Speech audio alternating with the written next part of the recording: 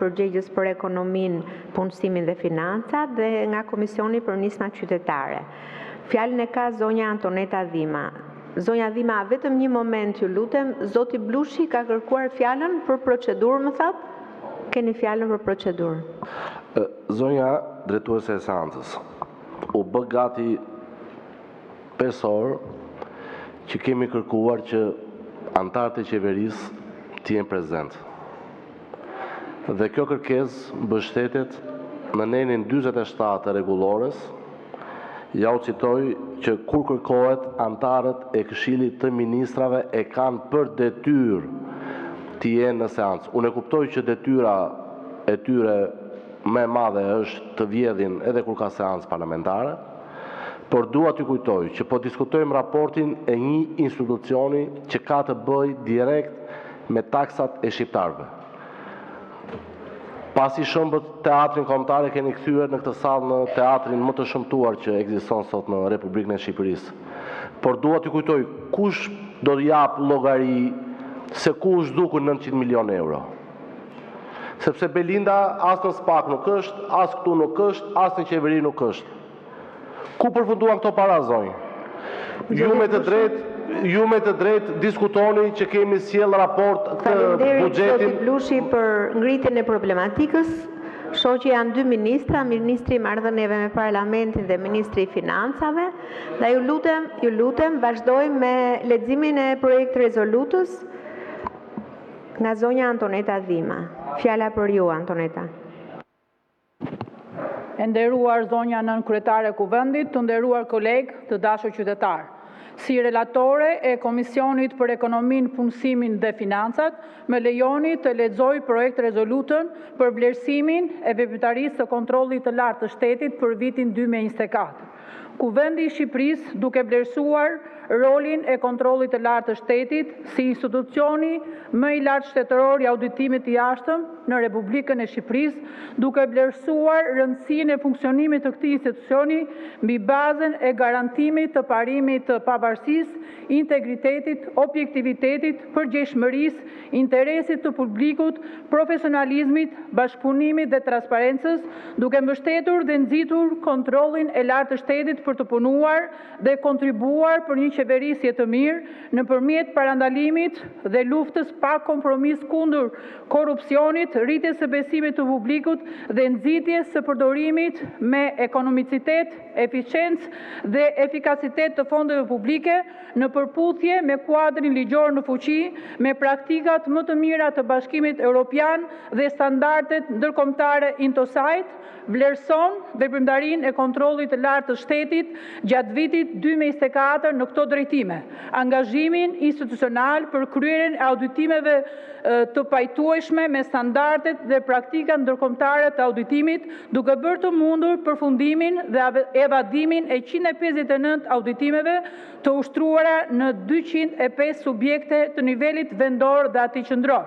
Adresimin e një numri total prej 4378 rekomandime për institucionet publike të audituara, vijimin e punës për rritjen e dobisë së rezultateve të auditimit duke zbuluar paregullsi dhe shkele financiare në fushën e menaxhimit të ardhurave dhe shpenzimeve të buxhetit, administrimin e pronës shtetërore dhe prokurimin publik.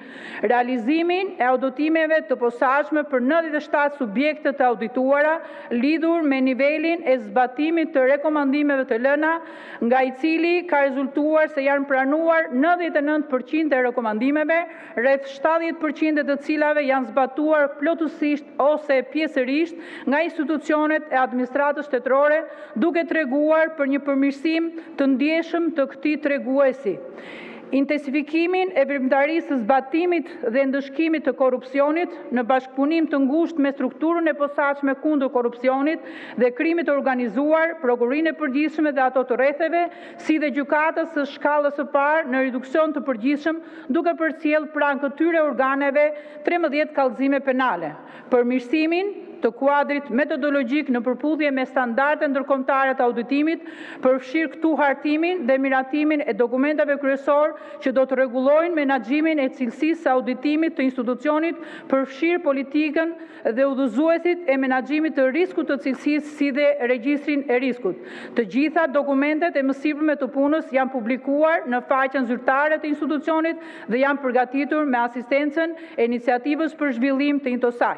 Administrimi të 290 letrave dhe ankesave, ku rreth 30% e tyre kanë ngritur shqetësime lidhur me vetëqeverisjen vendore. Intensifikimi të përpjekjeve për të promovuar transparencën dhe ndërgjegjësimin qytetar, jo vetëm me publikimin e raporteve dhe dokumentave periodike statistikore për punën audituese, por edhe me shtimin e rrjeteve të komunikimit me publikun nëpërmjet aktivizimit të profileve në Facebook, Instagram dhe link, si dhe në publikimin e 1830 artikujve në shtypin e shkruar, median audiovizive online, si dhe kronikat të tjera. Arritjes rezultateve të rëndësishme në forcimin e kapaciteteve profesionale të stafit të institucionit, ku rezulton se janë realizuar mesatarisht 26 ditë trajnimi për çdo auditues dhe 20 ditë për stafin jo auditues, duke siguruar një nivel të lartë të përgatitjes dhe përditësimit të njohurive për përballimin e sfidave të auditimit modern. Intensifikimin, bashkëpunimin ndërkombëtar duke konsoliduar marrëdhëniet me institucionet supreme të auditimit të Kosovës, të Norvegjisë, Turqisë, Maqedonisë së Veriut, nëpërmjet pjesëmarrjes në trajnime të përbashkëta, takime teknike dhe auditime paralele që kanë kontribuar në shkëmbimin e përvojës dhe rritjes së profesionalizmit të stafit. Kuvendi kërkon që kontrolli i lartë i shtetit për periudhën në vijim të angazhohet edhe në këto drejtime. 1. Të përfundojë raportet e auditimeve të kontratave koncesionare, veçanërisht atyre që ndodhen në fazën e përfundimit të afatit të zbatimit, lidhur me verifikimin e kostove të deklaruara nga operatorët privat, përmbushjen e standardeve të shërbimit dhe respektimin e detyrimeve fiskale dhe kontraktore. 2. Të përfundojë integrimin e metodologjisë për vlerësimin e dëmit ekonomik në rregulloren e procedurave të auditimit, duke synuar që ndryshimet përkatëse të reflektojnë parimet e Intosajt përmes mundësimit të dokumentimit të plotë të provave audituese, zbatimit të një modeli të unifikuar për raste të ngjashme, kujdesit profesional në evidentimin vetëm të dëmeve të matshme dhe të provueshme. 3. Të krijohet dhe të vihet në funksion një sistem formal i strukturuar dhe gjithëpërfshirësh për monitorimin e zbatimit të rekomandimeve të lëna nga auditimet që të mundsojnë ndjekjen sistematike të gjitha subjekteve publike të audituara dhe përditësimin e rregullt të statusit të zbatimit për rekomandimet e auditimeve të viteve të mëparshme në mënyrë që të sigurohet një proces monitorimi efektiv, transparent dhe i harmonizuar me praktikat dhe standardet ndërkombëtare të llogaridhënies publike për të lehtësuar dhe komunikimin me nën-komisionin parlamentar për auditimin në sektorin publik. 4. Të përmirësohet cilësia e auditimeve të performancës duke orientuar drejt standardeve të vendeve të BE-s dhe në përputhje me rekomandimet e Sigmas nëpërmjet zgjerimit të gamës së tematikave të këtyre auditimeve dhe krijimit të historisë së ndërveprimit institucional agjensive publike. 5. Të zgjeroj auditime në fushën e teknologjisë së informacionit, duke përfshirë kontrollin e sigurisë së sistemeve, integrimin e të dhënave, funksionalitetin e platformave elektronike publike dhe përputhshmërinë me standardet ndërkombëtare të menaxhimit të sistemeve të IT-s. 6. Të intensifikojë dhe përshpejtoj proceset e digitalizimit të plotë të proceseve të punës, duke përdorur teknologjitë moderne për automatizimin, menaxhimin dhe ruajtjen e të dhënave të auditimit. Dhe 7. Të intensifikojë përpjekjet për plotësimin e vendeve vakant dhe të përqendrohet në optimizimin e kapaciteteve profesionale të stafit përmes ndarjes së drejtë të ngarkesës së auditimeve, trajnimeve të specializuara dhe zhvillimit të njohurive inovative në fushën e auditimit.